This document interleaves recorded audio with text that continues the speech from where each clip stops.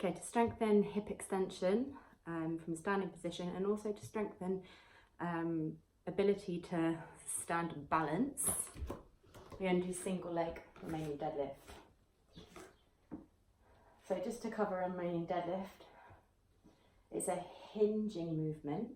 So the back stays long and straight, the belly stays engaged. We hinge by pushing the hip bones back. We keep as much length in the hamstrings as we can. And then we squeeze the hamstrings and the bum to come up. So we make that extension of the hips at the top.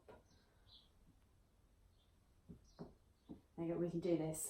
Body weight, we can add a weight, such as a kettlebell.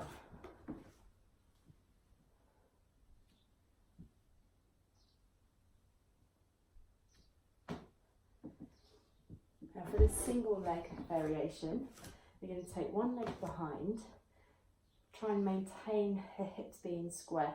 So sometimes you have to think about internally rotating that back leg just a touch.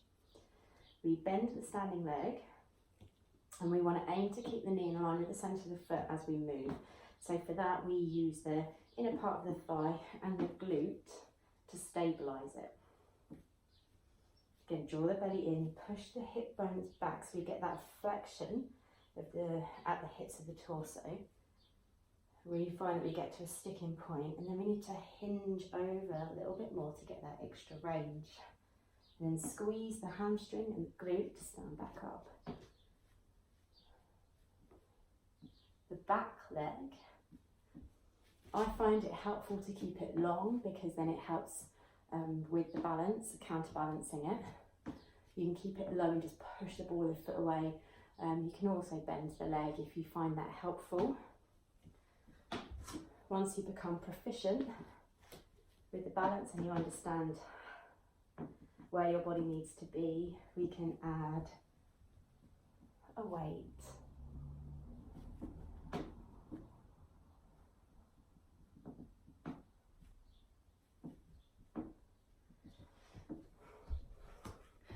If the balance is a struggle, what you should think about here is grounding the foot.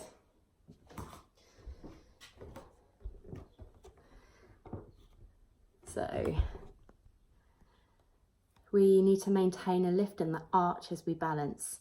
So sometimes it's helpful to think about pressing down through the base of the big toe and the heel on the outer edge of the opposite side. Another way to try balancing is to do the opposite. So we push down at the base of the little toe and then the heel on the opposite side. So we're working diagonally across the foot.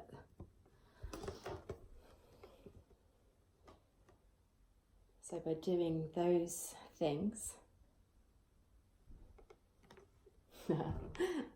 she says falling over, it hopefully stops the big toe from lifting and the balance to rock. So here, if I try pushing down through the base of the big toe and the heel on the opposite side, I'm able to keep that big toe from wobbling.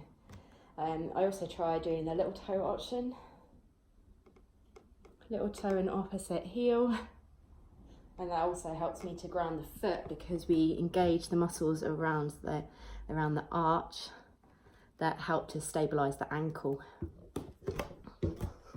So really, it's quite an amazing movement to do.